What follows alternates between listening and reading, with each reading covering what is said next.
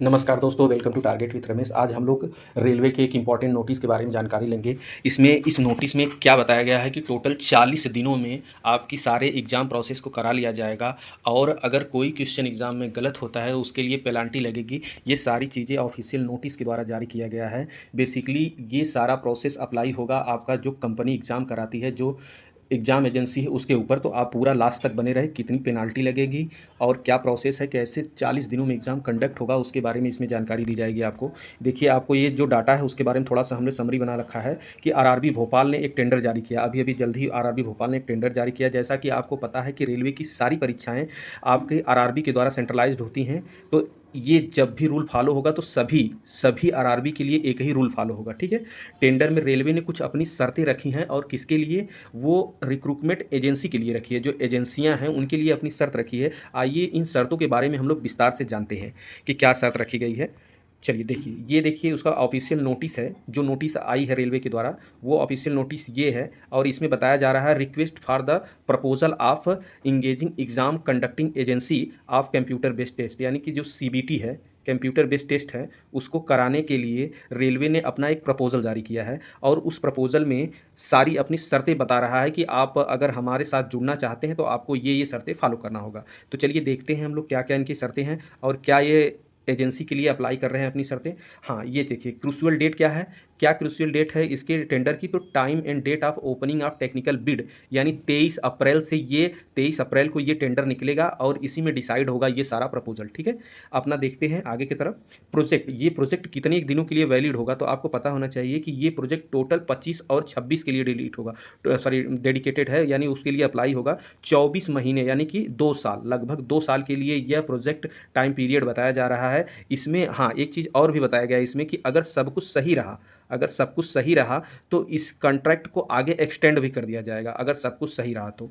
आगे की तरफ हम लोग चलते हैं कि आगे क्या बताया जा रहा है। ये टेंडर किन किन भर्तियों को अपने अंदर होगा, इसके अंतर्गत कितनी भर्तियां अप्लाई होंगी। तो देखिए, जब ये टेंडर निकलेगा, जो एजेंसी इस टेंडर को लेगी उसे इन इन भर्तियों को कराना पड़ेगा, जिसमें सारी रेलवे की भर्तियां हैं, जैसे सीनियर सेक्शन या जेई जूनियर इंजीनियर वाला, नॉन टेक्निकल कैटेगरी यानी graduate level NTPC, NTPC non graduate level, और उसके बाद असिस्टेंट लोको पायलट होगा, मिनिस्ट्रियल होगा, उसके बाद आपका ग्रुप डी भी होगा और आरपीएफ कांस्टेबल और एसआई भी। रेलवे की जितने एग्जाम होते हैं सारे एग्जाम इसमें कवर किए जाएंगे, यानी उस एजेंसी को इन सभी भर्तियों के लिए पेपर बनाना पड़ेगा और इसे सारे नियम भी फॉलो करने पड़ेंगे। आगे देखते हैं कि क्या करें, कितने अभ्यर्थियों का अनुमान है रेलवे के द्वारा कि हाँ हमारे पास इतने अभ्यर्थी आ सकते हैं। तो रेलवे कह रहा है कि हमारे पास जो अप्रॉक्स कैंडिडेट है, लगभग 2 करोड़ के आसपास कैंडिडेट एग्जाम के लिए अप्लाई करते हैं, टोटल एग्जाम के लिए। तो इसे देखते हुए आपको एग्जाम को पेपर को बनाना पड़ेगा। आगे चलते हैं हम लोग, ब्रीफ ऑफ सीबीटी के बारे में थोड़ा सा ब्रीफ लेते हैं कि इसमें क्या बता रहे हैं। सेक्शन ए में ये बता रहे हैं कि ensure to maintain highest standard of question set का जो स्टैंडर्ड होना चाहिए वो हाईएस्ट होना चाहिए, अच्छा होना चाहिए। और उसके बाद कह रहे हैं कि आपको इंश्योर किया जा रहा है कि लास्ट 2 एग्जाम का क्वेश्चन कॉपी पेस्ट नहीं करिएगा आप, सेम टू सेम वही पिछला एग्जाम का आप क्वेश्चन कॉपी पेस्ट नहीं करेंगे। जैसा कि आपको पता है एनटीपीसी का एग्जाम होने वाला है, इससे पहले जो एनटीपीसी का एग्जाम हुआ था, अगर सेम टू सेम वही क्वेश्चन कॉपी पेस्ट इसमें कर रहे हैं तो उनके लिए, इसके लिए उन्हें पेनाल्टी लगेगी या उन्हें बताना पड़ेगा, ठीक है। आगे देखते हैं आगे क्या कर रहे हैं ये। नेक्स्ट तरफ चलते हैं हम लोग। ये देखिए, इंश्योर कर रहे हैं, वही चीज़ है कि आप ये भी इंश्योर करिएगा कि सारे क्वेश्चन वैलिडेट हैं और सारे टॉपिक कवर होने चाहिए। हर एक टॉपिक से अच्छे से प्रश्न होना चाहिए, यानी टॉपिक सब कवर होना चाहिए। इसके लिए भी उन्हें कह रहे हैं कि क्वेश्चन में इस चीज़ का आप ध्यान रखिएगा, ठीक है। आगे कह रहे हैं इस टेंडर में और क्या एजेंसी से मांगा जा रहा है। ये कहा जा रहा है एजेंसी को कि अगर आप क्वेश्चन पेपर बना रहे हैं तो वो क्वेश्चन पेपर का जो ट्रांसलेशन है 14 भाषाओं में होना चाहिए, जो कि अभी पहले से चल रहा है। लेकिन उसमें एक चीज़ ये बता रहे हैं कि जो पेपर इंग्लिश में लैंग्वेज में है, अगर ट्रांसलेट कर रहे हैं तो वही question paper same to same Hindi language में होना चाहिए, उसमें कोई चेंज नहीं होना चाहिए। आप ऑप्शन के साथ छेड़छाड़ कर सकते हैं, ऐसा उन्होंने बोला है कि ऑप्शन अप एंड डाउन हो सकते हैं लेकिन सेम ऑप्शन होना चाहिए। चलिए आगे देखते हैं। ये रेलवे कह रहा है कि हम कोशिश कर रहे हैं कि जीरो ह्यूमन एरर पर काम करें, अगर गलती होगी तो आपको पेनल्टी भी लगेगी। वो पेनल्टी के बारे में अब थोड़ा देख लेते हैं कि क्या पेनल्टी है।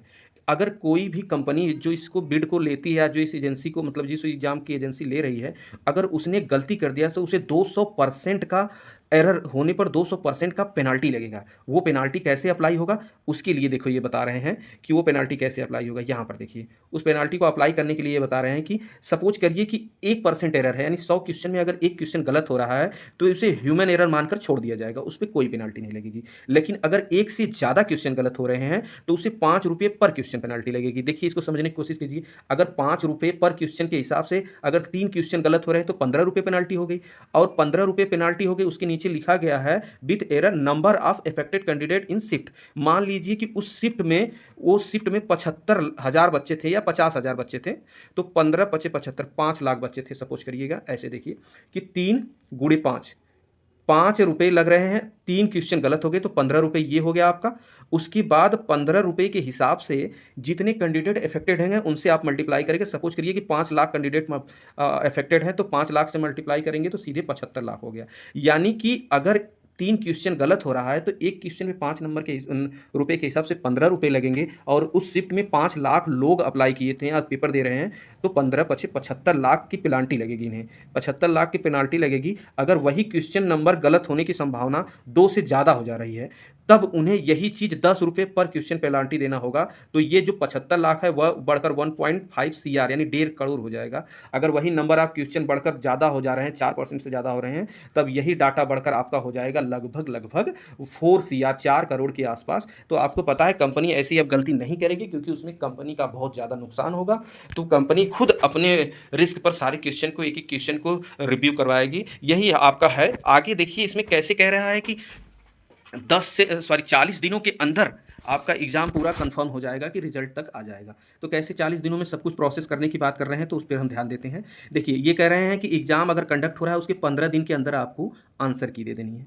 उसके बाद कह रहे हैं कि 10 दिन के अंदर आपको फाइनलिस्ट आंसर की देना होगा, मतलब जो ऑब्जेक्शन रेज होगा उसको इंक्लूड करके सब कुछ क्लियर करके 10 दिन के अंदर में बता देना है, और उसके 10 दिन के अंदर में आपको फाइनल रिजल्ट दे देना है। ये इनका प्रोसेस है, यानी टोटल 35 दिन के अंदर में आपको सब कुछ कंफर्म कर देना है कि हाँ, हमारा प्रोसेस इस एग्जाम का कंप्लीट हो गया है।